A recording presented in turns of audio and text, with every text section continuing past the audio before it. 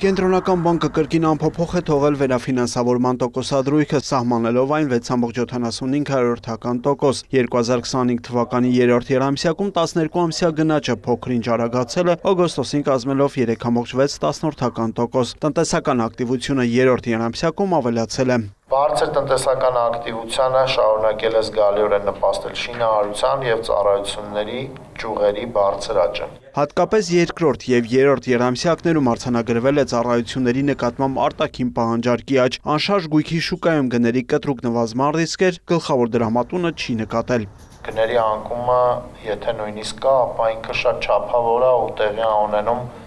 կանխատեսելի հանդարտ հետագծով, որի համար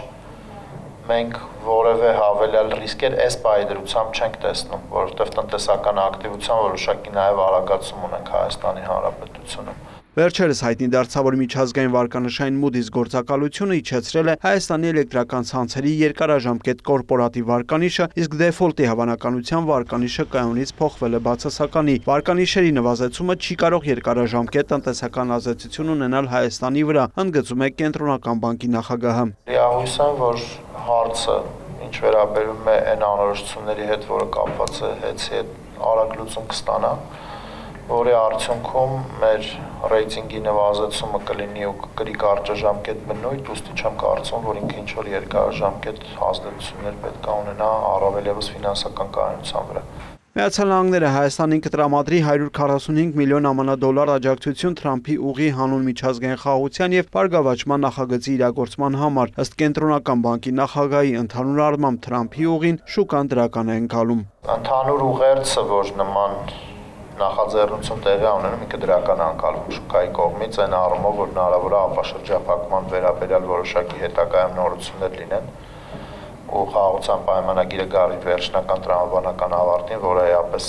բարելավի բիզնես միջավայրը նաև։ 2025 թվականի հունվար-հուլիսին ֆիզիկական անձինք բանկերի միջոցով արտասահմանից Հայաստան են փոխանցել մոտ 3.3 միլիարդ դոլարին համարժեք գումար։ Նախորդ տարվա նույն ժամանակաշրջանի համեմատ դրամական այս փոխանցումներն աճել են 279 միլիոն դոլարով կամ 9.3%։ Դրամական փոխանցումները կամ տրանսֆերտներն այլևս մեր տնտեսության համար էական գործոն չեն, ընդգծում է Մարտին Գալստյանը։ Մեր նույն արտահանումը կամ ներմուծումը շատ ավելի մեծ է։ Բանկային համակարգում վերջին փոփոխություններից հետո ֆինանսական զեղծարարության թվերի էական նվազում կա։ Իդեպ փորձել են կոտրել նաև Մարտին Գալստյանի հաշիվները, սակայն զեղծարարների փորձերը անհաջող են եղել, քանի որ ինչպես վստահեցնում է Մարտին Գալստյանը, Կենտրոնական բանկն ունի աշխարհի ամենալավ անվտանգության համակարգերից մեկը։ Տարբերություն չկա, դու Կենտրոնական բանկի նախագահն ես, ուսուցիչ ես, թե ճարտարապետ ես, թե ֆինանսիստ ես։ Դու պիտի հետևես հիգիենայի կոնկրետ պայմանների։ Այդ կոնկրետ պայմաններից մեկը այն է, որ դու քո անձնական տվյալները որևէ պարագայում որևէ մեկին չպիտի փոխանցես։